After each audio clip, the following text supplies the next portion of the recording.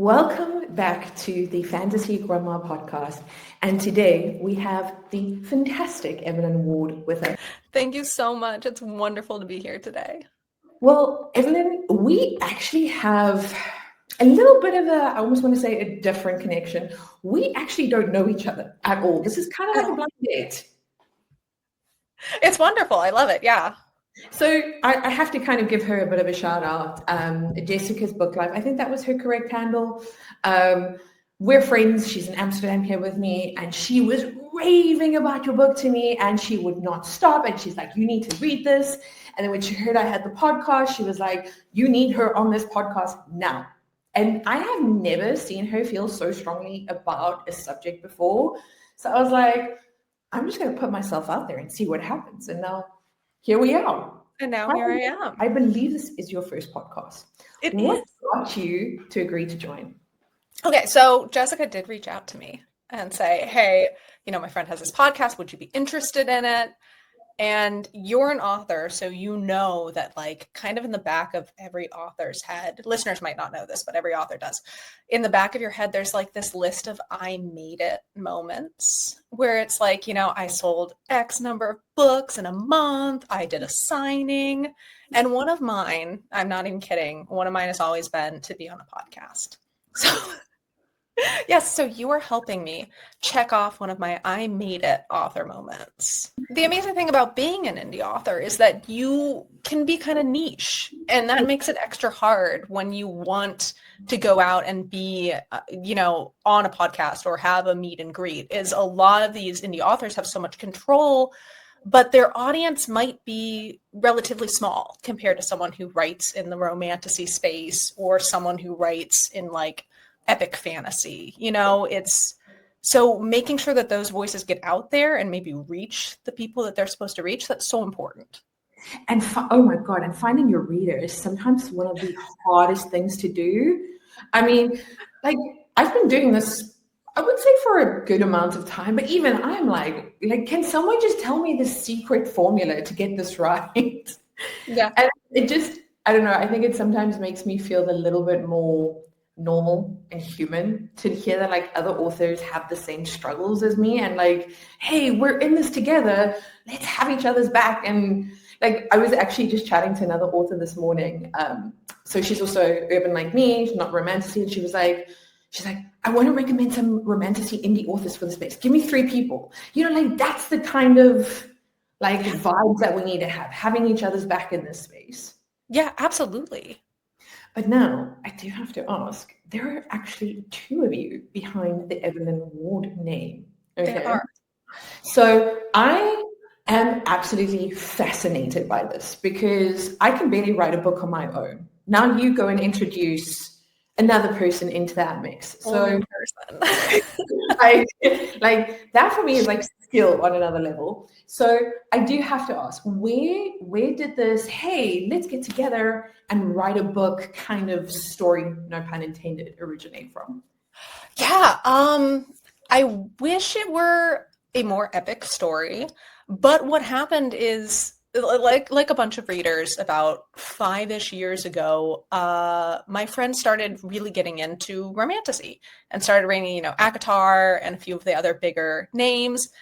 And we're best friends. We're talking to each other every day. And she was finally like, okay, I have a list of books that I need you to read, and I need you to message me all of your reactions, constant. I need to know chapter by chapter how you feel. I want you to paint me a word picture. And we had so much fun doing this. And it got us both back into reading in a really big way. And as we're reading, we're like, oh my God, I really love this element. I love this idea. Oh, it would have been cool if they went in this direction. And we started coming up with our own ideas. I'd really love to see a book that does XYZ. I want to see a book where the women are so angry and unapologetic about it. That's kind of our brand, is feminine rage. And so finally we were like, okay, you know what? Let's just do it. Just for fun. Let's write out a plot. Let's start workshopping it. Let's throw in some weird elements. And we did. And it was amazing. I looked at your reveal video that you guys did now this week. where you showed your face. Reveal. The engagement that you guys got on that, like people, like I'm not trying to be dramatic, but they were feral. They were like, "You're all my little chaos goblins." So without having read your book yet, which is still on my list of things to do, I think you have successfully nailed that. Thank you. You really We have. were so nervous about that. There's something, there's so much vulnerability in showing your face, especially on the internet where people can be unfathomably cruel for no reason. And neither of us are really big on social media in our own personal lives. So like we don't have accounts that have our faces out there. It was very stressful to do it. Going back to what you were saying about the fun part, is that why you decided to like go into the indie space, or did you guys ever think, hey, maybe I want to query this? Because I know that's big for Romantasy. It's very big for Romantasy, and I will let you in on a little secret. I wouldn't say it's embarrassing, but it is something that we don't actually talk about a lot, is we did query. So we spent about a year messaging agents and getting our book out there. And there was a little bit of interest, but not a lot. Yeah. And this was just our very first debut, The Queen's Blade, while we were still working on the second book. Yeah. And eventually we, said, okay, we're not going to do this. Maybe we should do the indie route or just not do this altogether. And I'm so happy. I'm so happy we decided to go indie. I don't know if you know this. Our second book is Why Choose. So there are 2 love interests in it, which is not something, it's something that shows up every now and then in, traditional publishing, but it's very not common. And it's very hard to market if you are marketing in a trad published role. Indie publishing though, people go feral for it, which is great because I go feral for it. And I think that had we gotten an agent for our first book, I think we would have had to remove that. I think we would have, those elements would have been taken out of the book. Yeah. I'm friends with a few moderately successful traditional authors, and I do hear from them that when you're working with an agent, they will have feedback and they'll say, okay, I can't sell X, so you're going to need to remove this from the book. Yeah. Then it goes to editing and your editor says, okay, well, Y here is not to market, so you're going to need to remove this. Yeah. And then you start trying to sell it actually to a publishing company. And at which point they come back with more notes and they might tell you, let's change the whole ending because I can't sell this. I have the opportunity to do that. We can say no. I'm not going to do that. I want to write my book and I want people to read my book.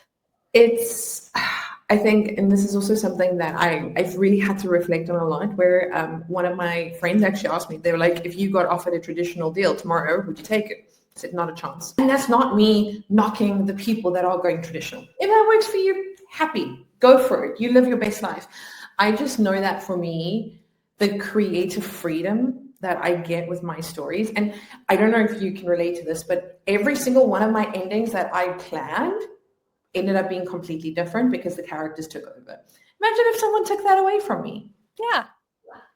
So, I don't know that I could write that. I don't know if someone told me, okay, your ending isn't to market and I can't sell this. We'll buy the book though if you change the ending. I'm not sure with the way that I write that I could actually sit down and do that. I fully agree with you. So we've got quite a bit in common. I'm seeing that there. And I love that. I do want to talk a little bit though about the process of how you write together. Talk us through, you guys come up with a concept. So you're talking about you workshop it, right? So you workshop, this is the concept for your story. Okay. Then how do you break it down? Do you write chapters together? Do you allocate chapters to each other?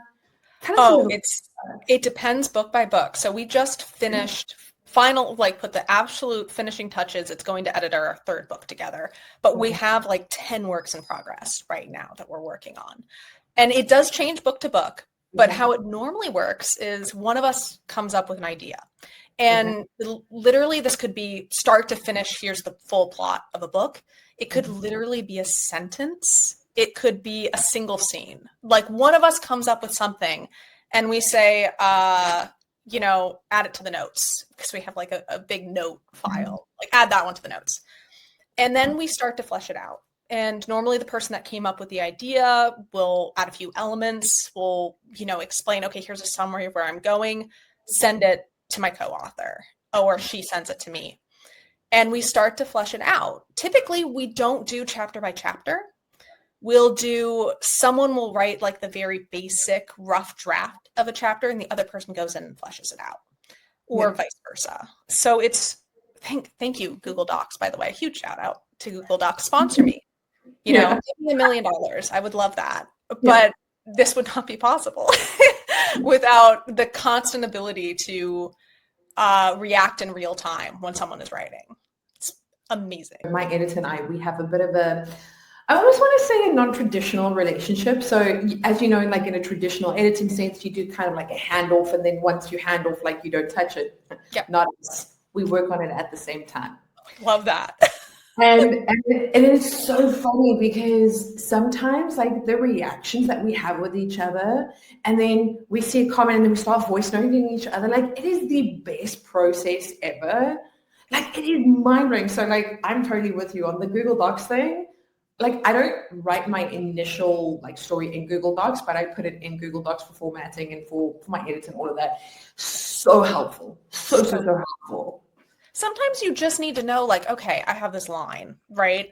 And I loved it when I wrote it. And now that I've read it 10,000 times, I can't look at this line and not want to scream. And I just need somebody to look at this and say, no, it's good, it slaps. I want to chat a little bit about the pen name. So I know we spoke about this before we started recording, but I think for any indie author that's thinking, or even a traditionally published, that's also possible, that's thinking, hey, do I actually want to publish under my real name, or do I want to go the pen name route?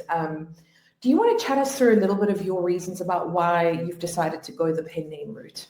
Yeah, I think this is a great conversation to have, because it depends so much on the individual person. Some people do it because they write in a space that would not be socially accepted by their family or their culture or just their community. Some people do it just because they need that distance between, you know, their real life and, you know, kind of their product. We have to sell ourselves as indie authors, like actually sell the person behind the book, which can get a little weird sometimes, right? So that's a huge reason that some people can do it. My reason is a little different. So my day job, I'm actually a research scientist. So I have, thank you. I love it. I love being a scientist. But because of that, I have people constantly, you know, looking up my real name in order to find my research articles, in order to cite me, in order just to like look and see, okay, I need to contact her. What company is she with right now? Yeah. And I have a very unique name. It's not, you know, Mary Smith, for example. Yeah. So I want, when someone looks up my name, for the first thing that comes up to be my research. Yeah. I have no problem with people knowing what I write. And I do write spicy stuff. Like my stuff is quite explicit. Yeah. I don't have a problem with that. My family doesn't have a problem with that. My partner doesn't have a problem with that. But I do like the idea that that's not going to come up when a coworker or a professor, you know, on the other coast tries to look up my scientific research. Maybe they don't find out that I wrote a double penetration scene. Maybe there's just a little break there, a little safety. Oh my God, I love that. That is so epic. Kind of also understand why you've created that separation, because it's not that you're ashamed. It's just that, you know, you have the two different lives, and this is the best way to keep that distance between them. And I mean, we were talking about it before. All my close author friends, they know my real name. They're like, it's literally not a secret. It's just, when you think about some of the clients that I've had over the past few years, I just don't want to put myself in that position where I have to justify the scenes I write about the supernatural mafia, which are slightly questionable at times. Especially as women, I'm going to go ahead and flag that, but especially as women working in jobs that might be male dominated, you absolutely work so hard to, one, be taken seriously, and two, not to be seen in a sexual light. Yeah. So even though the company that I work for is here in Seattle, you know, it's a pretty left-wing area, they would not have a problem. My job would not be at risk if they were to discover this. But if some of my coworkers were to read the things that I write, I'd feel uncomfortable about that, just because it puts me in a situation in which maybe they are thinking about me in a sexual manner. And I work very hard not to have that happen in my professional life. So I'm a product manager by day, a digital product manager. And up until, I would say, about 5-6 years ago, it was a mostly male-dominated space. I mean, we weren't seeing female back-end engineers in the space. I mean, now it's becoming super common. I mean, hell, my tech lead, she's a female, you know, and I mean, like 5 years ago, that wasn't a thing. Yeah. But at the same time, it freaks me the fuck out when I still hear men going, oh, is it your time of the month? Is that why you're so emotional? I will throw down. And I do throw down. Sure, we have emotions. We're human beings. It's got nothing to do with the fact that we're female. We're so often accused of being emotional. And most of the time when I see a woman say no in a professional setting, she is calm, she is rational, she is explaining why she does not want to do something. Correct. Yeah. And I think my biggest thing is, especially in the, I almost want to say corporate environment, is that I don't give a shit if you like me or not. Okay, I cannot control what you think of me. I will be respectful. I will be professional, but I'm also going to stand my ground. And if you don't like me, I'm still going to sleep well at night. Okay. It literally does not affect me. But I will always have you back to the point now of where one of my, I always want to say C-level execs, her and I, we do not get on because she doesn't know how to connect with me. And that's fine. And that's fine. We don't have to be besties the whole time. Like, it's fine. Okay. But when you start sabotaging me, I will put my foot down. Oh. I don't give a shit who you are because I work hard. I stake a lot of work onto my reputation and I do phenomenal work. And my clients, like the testimonies from my clients, kind of talk to that. My clients love it. They never want to let go of me because I work my butt off. So I'm never malicious. Malicious is not my thing. When it comes to, oh, women are emotional, no, that's really not the right narrative that we need to be going with here. And this is why we sometimes create this separation for ourselves so that we can have these pockets of, I almost want to say freedom, because like I can do what the fuck I want in my books. I don't need to justify that to anyone. Yep. And there's so much power that comes with that. Absolutely. Yeah. I love that. I still think it's so fucking cool that you're a scientist though. Like I love science. Yeah. It's so much fun. And I do want to say I love science. I love it to death. And I have a PhD. I'm surrounded by people that have PhDs. And I do love being as real as possible online because I want people to know that just having a PhD does not make you that smart. Having a PhD is far more about the privilege to have gotten to that point, the determination, a lot of luck. But I say the dumbest things sometimes. And I want people to know that you can be out here, you can be a specialist in like a very specific area of science, and you can just be so goddamn stupid. Just demystify it a little bit for people. So I love that you want to demystify it, but I also have to say I can't take away from your hard work because you didn't just have a PhD handed to you. You worked yourself for that. We both know that. That is true. That is true. I did work hard for it. And I think people who do get PhDs do work hard for it. Yeah. I just always keep in mind that just because someone is an expert in one thing does not necessarily mean that they are going to spell soldier correctly on their first go or their 20th go, because I literally cannot spell it and I don't understand why. I'll tell you why I love that you say that though. So I'm originally from South Africa. We moved to Amsterdam 4 years ago.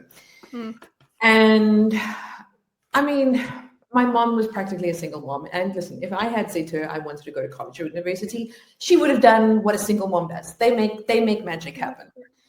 But I was like, I don't feel passionately enough about a single subject to put my mom through that. Yeah. So I just started working really, really young. So like now I've got like a ton of experience, which kind of cancels out the no college or university thing. But I have had a few cases where, because I don't have tertiary education, it has actually, sorry, we can't have you for interviews and jobs and whatnot. And I'm like, I mean, without trying to sound arrogant here, I'm probably smarter than half of the people you hire. So like, I literally have a reputation as a bull in a china shop because I get shit done. I want to chat to you about pirating. Yes. It's a big problem in the indie space. When I released the Rule of the Dam last year, I did a quick little search, and I was like, I don't know if I should be honored that it actually ended up on a pirating site, or if I should be pissed off that they didn't even put it on properly. Okay? Oh no. Yeah. Oh no. So I tried to contest it, and I've tried the platform, like, Oh yeah, it doesn't work. but like I feel like there isn't a good solution for pirating right now. And then we still know KU is going to come penalize us eventually, and I'm just like, please leave me alone, KU. So I would love to hear your thoughts on the whole pirating topic, and if it's affected your books at all. Oh yeah. Well, I mean, just recently, I think it was last month, The Atlantic came out with that article that said Meta, who's the company that owns Facebook and Instagram and Threads, not only pirated a bunch of books, but fed them, they pirated it for the purpose of feeding it into their AI algorithm in order to better train it to produce written work. And this Atlantic article came out because during discovery for the lawsuit that is currently going on, they got access to a database showing which books were used. And they just put that out there into the world to say, hey, look and see if your books are on this. And I mean, my co-author and I, we've been published for less than a year at this point. Like, I think we're at 8 months. You know, we have not been in the indie space for that long. Both of our books were up there. Both of our books had been pirated. And I think when The Queen's Blade came out, I think it was less than a week before someone messaged me to say, oh, hi, by the way, it's on a piracy site. So it happens fast. Yeah. And there's so many frustrating aspects about it. One, a lot of times you will see reviews. This drives me mad. This drives me mad. I don't read my own reviews, but I do read reviews from other indie authors, just to kind of send them like the nice 5-star reviews that they get. But you'll see a review where someone will call out to be like, oh, well, the formatting was weird in this one section. And it's like, because you pirated it. Like, I know right away that's because someone had to convert it to a PDF and you freaking pirated it. I just put you together. That makes so much sense now. It happens a lot if you're trying to change the, formatting. Well, not formatting. If you're trying to change the extension file type, yeah, it can introduce a lot of errors depending on, what conversion software you're using, what they used. So a lot of times if someone's like, oh yeah, the formatting was all weird. Yeah, it's a big red flag for me, buddy. I'm seeing a lot about the whole reading is not accessible for everyone. And while I do think that is an important discussion to have, I don't think it should be used as an excuse to steal our work either. I absolutely agree with you. Because, like, for example, one of the things that I'm trying to do a lot is I'm trying to get onto a Stuff Your Kindle Day, which is surprisingly hard to do because if you sleep for too long, then you miss your window. Yep. I sometimes set my books for free, just randomly, and I'm like, have at it, go wild, And I just think if you go back to the age-old example of would you walk into a grocery store and take a candy bar off the shelf and walk out without paying it? It's the same concept. It's the same concept. There are so many elements here to unpack, by the way. One, I think I get very frustrated with hearing books are inaccessible or, it's a matter of, I don't have the money. There are so many different ways in which readers can get free books. And I shout this from the rooftops. Some of these, it's harder if you're not in the United States. Yeah. But for the most part, you can sign up for ARCs.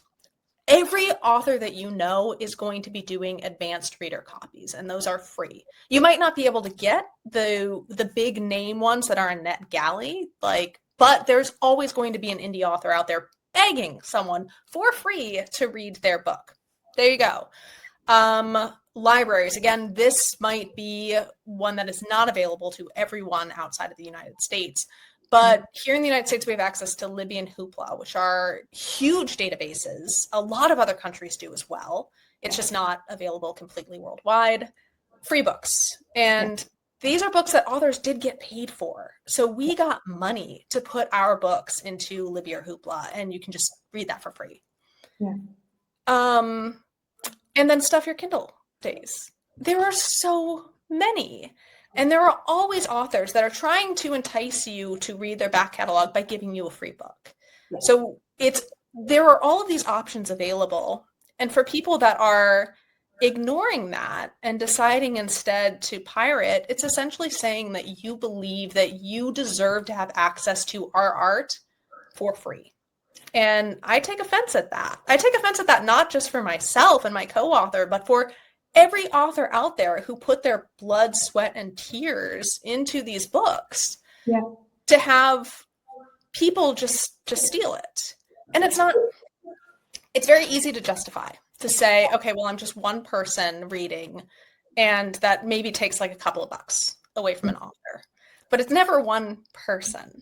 You know, it's hundreds, it's thousands. It might be more copies pirated for certain indie authors than they've ever sold through legitimate means. And what that means is an author that you might have loved is not going to be able to afford to commission art. Yeah. Is not going to be afford to visit your town or your city to do a signing. They might not even be able to afford to produce their next book because it is expensive to produce books. Picking rough numbers here.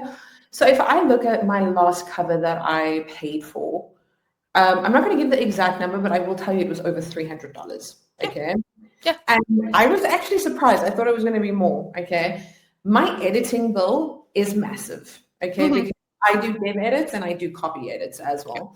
And that was a strategic choice. It was dev edits was something I couldn't afford to do in the beginning of my author career. But now that things have changed, I saw the value for me. But as well, that is a huge bill. I mean, if I showed you my editing bill for 2025, you would be like, what the hell? Okay. Cry. Yeah. And I mean, I've had to really pull back on commissioning a lot of character art, which I'm going to do anyway this year because YOLO. But like, if you look at how these costs keep adding up, very rarely do we actually even break even. Oh yeah. And that's why I love that you reference that, because a lot of people forget that, sure, you're buying the book for X amount of price, but that's not what we get out of it. It's not what we get. Depending on where you purchase the book too, we can get a fraction of what you might think we get. Like, I understand people might not want to purchase things through Amazon. Completely understand. We really, as a world, need to have a conversation about monopolies right now. Yeah. But our books earn the most commission through Amazon. We get about $3 to $4. Whether you buy the ebook, whether you buy the paperback, doesn't really matter. Yeah. If you buy our book from any other source, including an indie bookstore, we get maybe $1, because it is so much more expensive to go through the printing company that we have to go through to put our books out there in wide distribution. And that does not pay a lot. To get $1 per book, I don't think people are aware that sometimes in some situations authors are making so little money. I am in the Netherlands on my German passport, right? So even though I'm a Dutch resident, I'm a German citizen. Yeah. Okay. So most publishing, I almost want to say indie publishing platforms are geared towards Americans. Yeah, 100%. Not towards EU citizens, okay? So as much as people want to go on about the whole Amazon debacle, and sure, I have thoughts too. We'll unpack that another time. But the reality is Kindle is the only option available to me as a non-American. Because here's the next thing. If I go through any of I forgot the names, Draft to Digital, if I go through Ingram Sparks, even Barnes and Noble, do you know that 30% of every sale gets reserved for the IRS for me? Stop. Yep. I have never stepped foot in America. So I pay enough tax here to the Dutch government, trust me. But now if I go through any of those other platforms, well, you have to pay the American government. That's actually it. So absurd. That is absurd. Say what you want about like Amazon and everything, but they're actually making my dream a possibility right now. Yeah. If someone else wants to do that, I am all in. Okay. And also, granted, I've had my issues with Kindle. Please don't get me wrong. I'm not like praising them, but they pay me every month when they say they're going to pay me. I never have to fight for my money. Because I was wide before I moved on to KU. I actually had to recon my royalties because there was such a big discrepancy. And then so as I said, I'm a product manager by day, so I understand tech better than the average person. I actually had to fight with the CTO of the company because he didn't understand why his platform was flawed. And I had to bring up the spreadsheets and explain, this is what happened on this day. And he was like, oh, I guess there's a problem. I'm so glad you understand your own platform so well. I'm like, buddy, you have a computer science degree. I have a high school. What is wrong with this picture? So yeah, now we know why I'm also on KU. The point of this conversation, though, is that there's no straightforward answer here. There's, as you said, there's so many different facets to be considered here. And I just think, I know that for me as an author, if someone is in a difficult position, and I have actually done this for my readers before, I send them a book. Mm-hmm. I am happy to send you a book. Amazon actually has a great function like that, where if you just give me your details, I can send it to you directly. Yep. Because I think I have come across so many people in my author career where just a small act of kindness really just changed the game for me. And if I can pay that forward, I'm going to do that for them as well. Yeah. So don't be shy of being like, hey, I really want to read your book. I actually had an ARC reader do this recently. She was like, I really want to read book 2. I haven't read book 1. Can we work something out? And I was like, well, if you follow my social media, I'm going to say book 1 to free next week. She's like, yes. And like, we worked it out that way. And it was great. I can't speak for every author, obviously, but I think the vast majority of authors, especially indie authors, if you reached out to them, they would rather give you the book for free than have you pirate it. 100%. And I agree with you. We can't speak for every indie author, but I'll be very surprised to hear an indie disagree with us on that. But I do have to ask. I try my best to ask every guest this question, and you are not excluded. Oh, God. What's your bookish hot take? Dun, dun, dun. I thought about this a lot because I have a lot of bookish hot takes. And like, you want to pick one that's like controversial, but one that's not too controversial. So there's like this line that you got to walk. But I think I've settled on the one that the hill I'm willing to die on. And you'll have to let me explain. Okay. My bookish hot take, everything has been done before.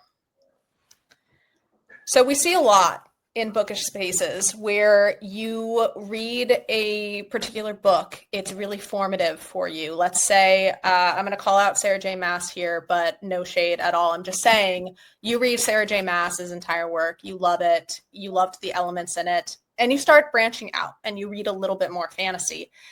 And you start to realize, oh, hey, winged males that growl, they totally stole this from Sarah J. Maas. I'm going to stop you right there because they absolutely did not. Everything has been done before. So before Sarah J. Maas, there was Anne Bishop, who I absolutely love. And she gets credited for winged males. Also not true. Everything has been done before. She was not the first person to come up with that.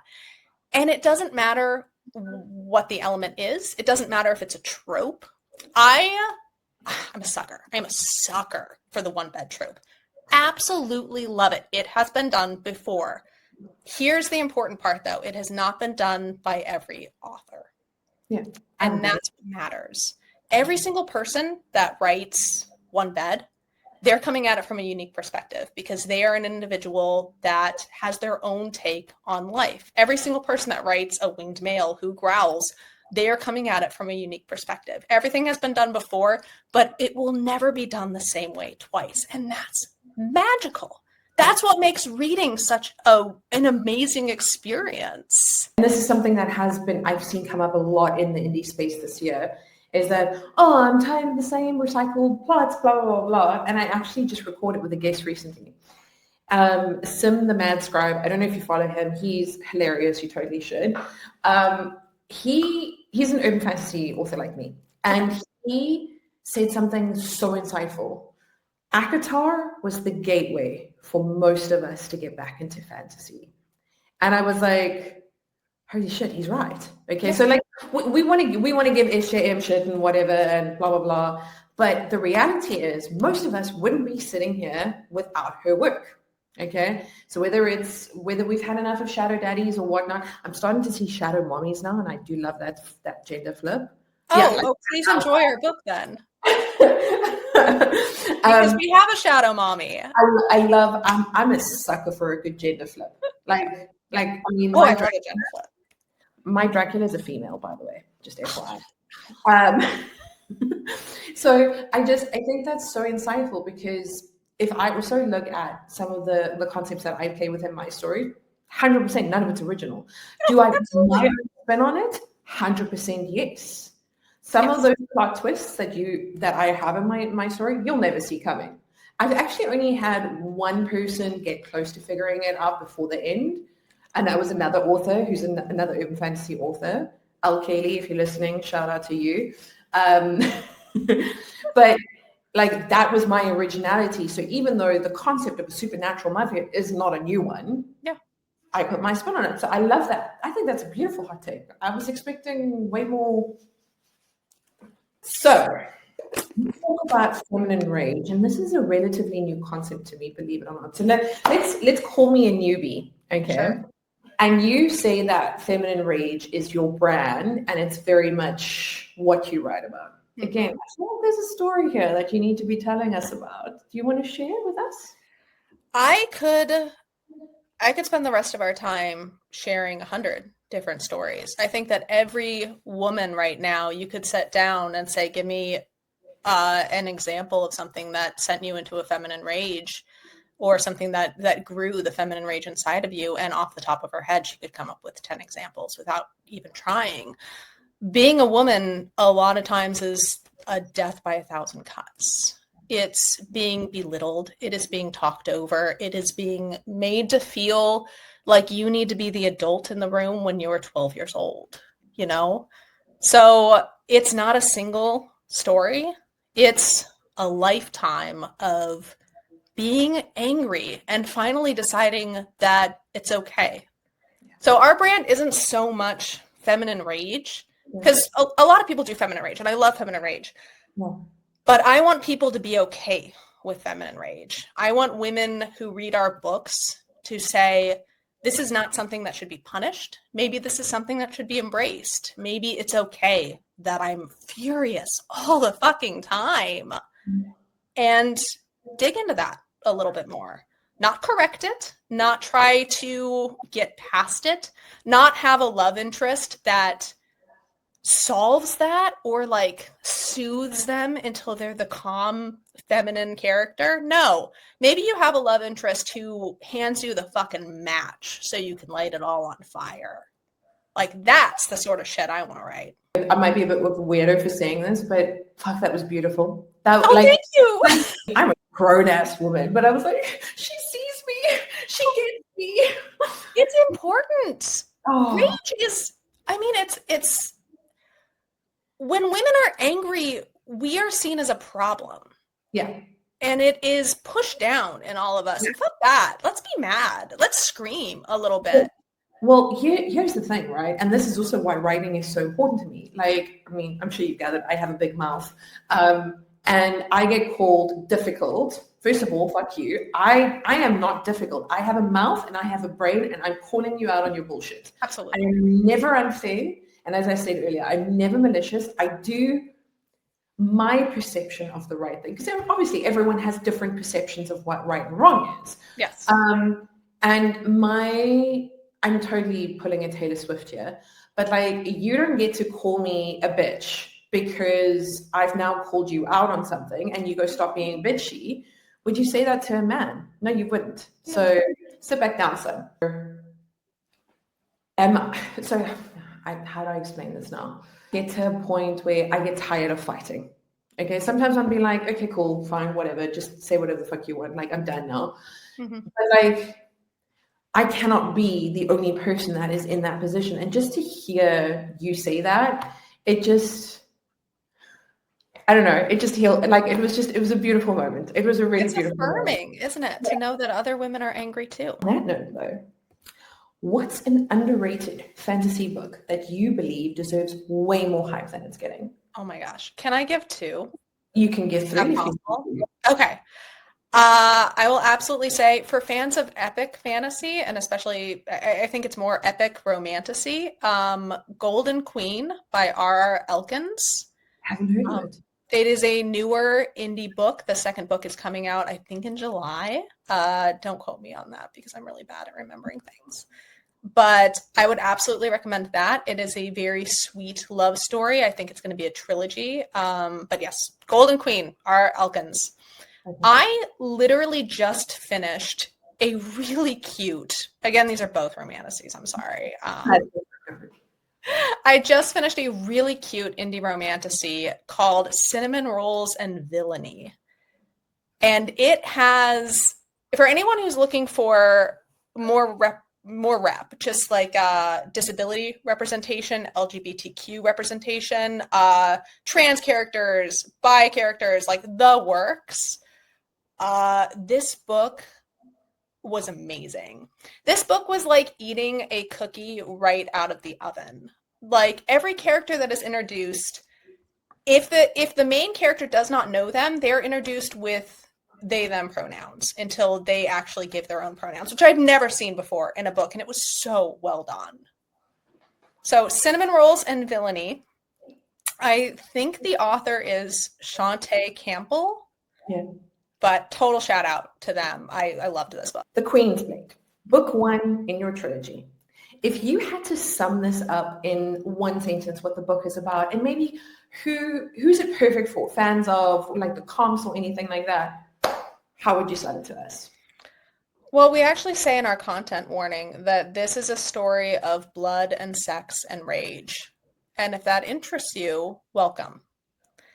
Because I think what this story is, it's a little bit more dark fantasy than romantasy, but the trilogy itself is very romantasy focused. But it's about women who are angry in very different ways, who respond to it in different ways. And it's about them embracing not only their sexuality, but their anger, their power. And I think for any woman who really needs to feel that, I think it's for you. Men too, anyone in between. If you want to be really angry and just embrace that feminine rage, go for it. You have the trilogy going and you have released the second book, right? Yes, the second book is out. And then the third book? The third book is coming. We do not have a release date. I stress myself out too much if we have a release date and the book is not finished. So we never do a release date for our books until they are actually with the editor. They are in the stages of being finalized. The book is finished. So I ask for readers' patience a little bit with that and a little bit of trust, because otherwise I'm not going to meet the deadline. Growing trend of surprise releases. So the exact scenario that you're talking about now, because author burnout has become a bit of a thing. And it's kind of like a self-fulfilling prophecy. If you know the deadline is X, you're going to struggle to meet the deadline because you're trying to kind of write on demand and it's not like coming from the creative space that it normally does. So I actually won't be surprised if we start seeing more and more of these surprise release dates coming up. I actually have a few author friends that are following the same strategy as well. Yeah. It's risky. It's very risky because I know a lot of readers will not take a chance on a series until either it's completed or the final book has a due date, like has a date where you expect it to be coming out. So it is risky to be doing the surprise due dates, but I think in terms of author mental health, it can be so necessary. When we write, we want to be writing, especially if you're writing as like a part-time, it's not your full-time career. We want to be writing from a space of love and inspiration and creativity. And for some of us, those deadlines can take that away. It can take away the joy of it. And then you're going to get a product that was made out of fear, not out of joy. No one wants that. I started as an author as a very big plotter. Okay. Yeah. I've now shifted into a hybrid. Okay. Yep. Now I'm actually starting. So your example before, where you're talking about the one sentence thing, I did that with a new series concept where I'm like, I know there's a story there, but I've only got a sentence. So I was like, fuck it, let's do it. I have a blurb. And I was like, that's more than I had a week ago.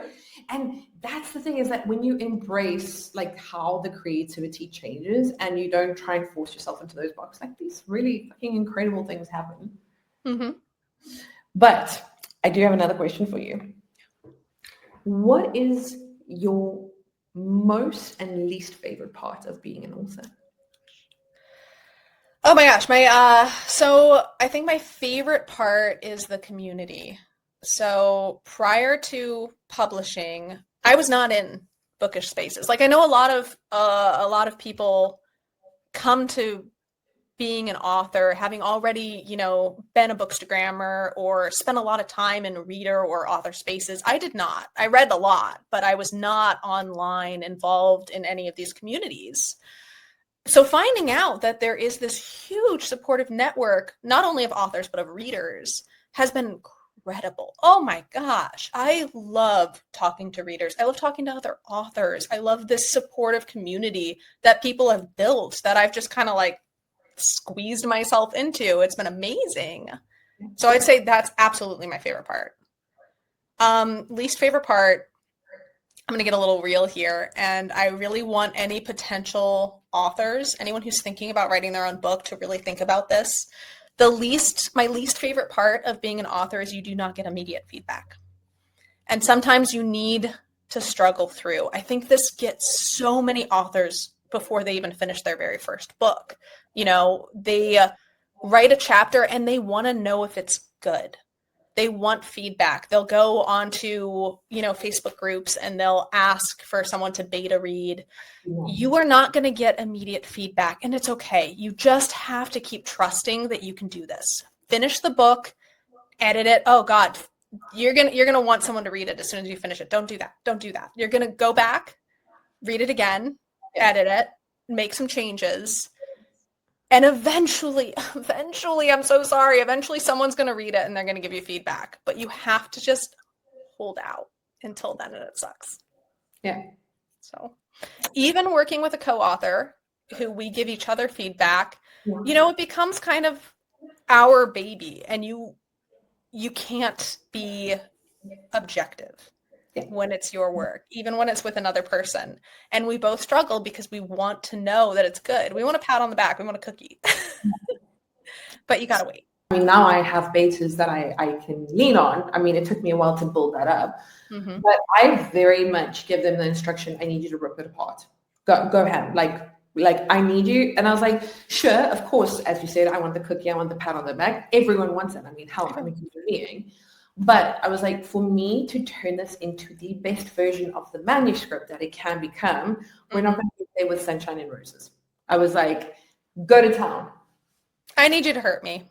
I'm sorry. I need you to hurt me. And I think the one time I just said to, so I call her my brutal beta reader, and we loved her for it. Nothing wrong with that. Yeah. I just said to her, I was like, I just need a moment.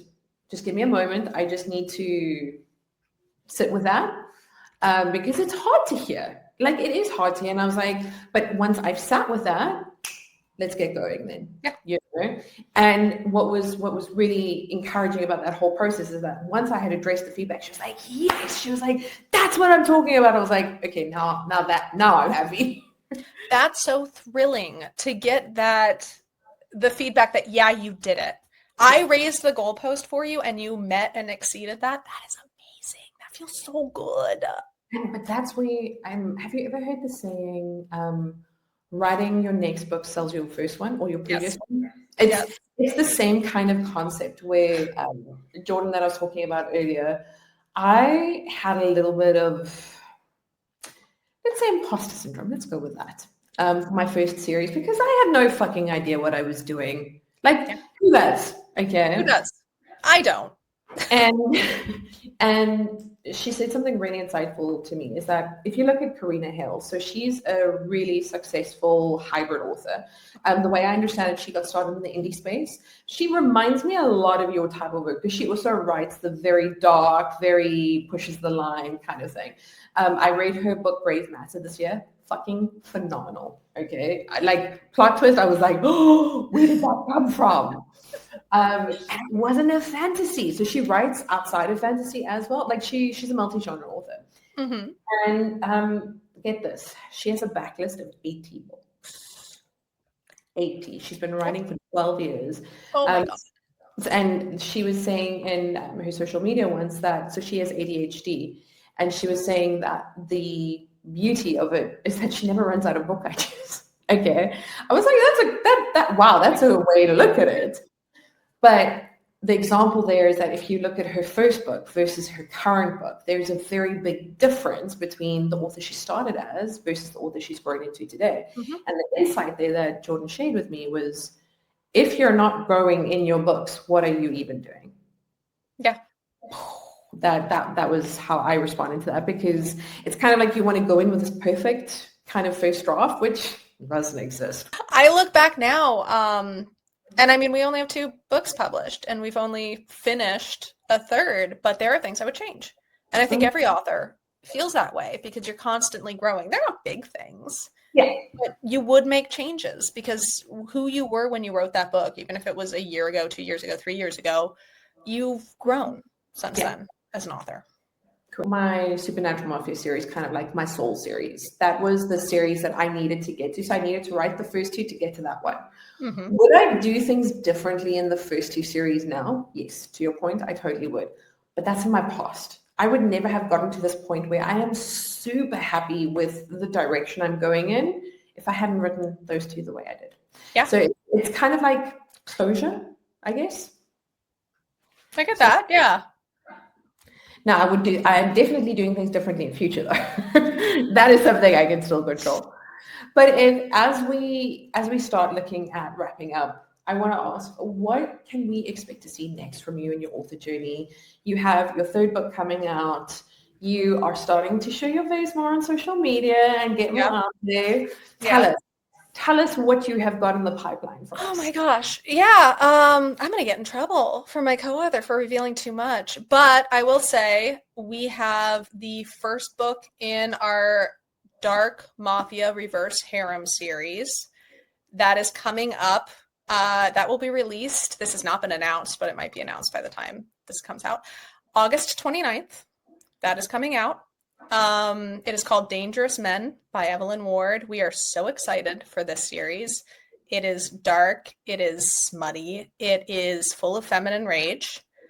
So you have that series to look forward to, but we're also right now working on our very first standalone fantasy. It's going to be a gothic why choose fantasy for all the people who are not wanting to wait for us to finish our series to start our things. Here's going to be a little sprinkle of something that you can enjoy.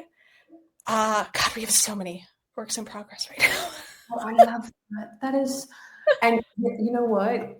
I was just having this conversation with someone the other day where I'm seeing a lot of gothic horror elements, and I don't know how to like classify it correctly. So take my comment with a pinch of salt.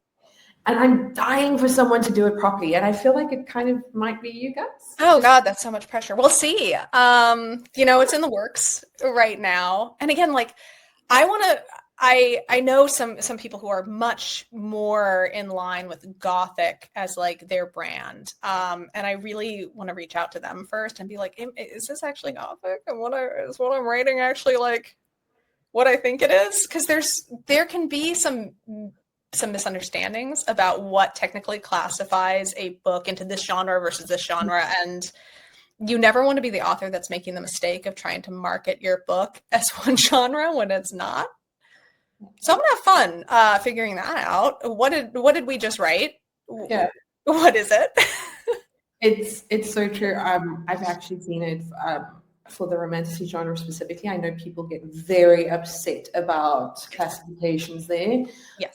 It's actually one of the reasons. So aside from the fact that, sure, I have romantic subplots, okay, like it exists, but romance being the main plot point of my stories is not my thing, okay? It's never going to be my thing. But like, it's one of the reasons why I would never touch romantasy as an author, because I think with the amount of like how upset people get, and I'm like, I don't want to deal with that.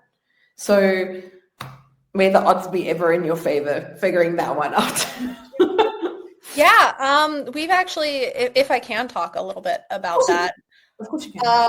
We've run into that a little bit because the Queen's Blade is technically a dark fantasy with a romantic subplot. If you remove the romance, the book actually does stand on its own. The plot does not require the romance for it to move forward. But the second book does. So here we are. We've marketed the trilogy as a romantasy because there are points at which the book does revolve around romance. But trying to sell that to be like, hey, if you love dark fantasy, you will probably love The Queen's Blade. If you love romantasy, you might love The Blood Witch. And boy, I hope enough of you love both because you're going to have to stick with it. It's difficult. Well, Al Kaylee, who I was mentioning earlier, so her trilogy, the Glass Wings trilogy, she's actually shifting genres midway. Oh my, I love that. So, well, that was my reaction. I was like, what just happened? Can I read it now? That was like my immediate reaction, because I think there is such a skill that comes with that. And so it started in the dark urban fantasy space, very much like me, but the progression of the story takes you elsewhere. I don't want to spoil it. And we were actually chatting about that on her episode, that how hard it becomes to market, because yes, it is an urban fantasy, but it's also a high epic fantasy as well. Try and wrap your mind around that one. Yep. And you're going to get people who are huge fans of one genre, not the other, who are going to love it or hate it. And there's nothing as an author you can do about that. You put the book out there, you try to let people know what elements they might love in it. Yeah. And then you just have to hands off. It's yours to enjoy. It's yours to hate. It's yours to give 3 stars to, whatever. And it's honestly the scariest, but the most brave thing ever. And I mean that, like, and you know, sometimes if someone doesn't like it, then they're not your reader, and that's okay. Then you find readers like me where I'm like, oh my God, she's trying new things. This is mind breaking. I'm in. So I see your point. Yeah. But Evelyn, I have to ask, if someone is listening to this episode and they go, cool, I love what Evelyn's putting out here, I want to connect with her more, what is the best way to A, support you, and B, get in contact with you? Oh my gosh. Yes. So we're probably most active on Instagram and Threads. I have become shockingly popular on Threads through no fault of my own. I don't know what's going on there. But if you want to reach out to us, that is the best way. You are most likely to get me if you reach out on Instagram. You are most likely to get my co-author if you reach out on TikTok, which we also do have a TikTok. And the best way to support us, just follow us. Just chat with us. We're not big and scary. There's no need to be intimidated. A lot of people find out that we have a Threads account and think we're way bigger than we are. They're like, oh my God, this is like a really popular author. No, we literally just started, guys. So please do not be afraid to reach out. Please not be afraid to be like, oh, hey, I loved your book. It's kind of like my book. Do you want to read it? And I'll be like, fuck yeah, obviously, I want to do that. God, you are such a vibe. I think this has been so. I have loved recording this episode with you so much, and I will pop all your social links in the episode description, just so that if anyone wants to click through, they can find you easily. Because we're all about lifting up indie authors and making sure that they get their names out there. I just want to thank you so much. I thank you for taking the time. Thank you for letting me be your first podcast experience. And I hope you have an amazing day. Thank you so much.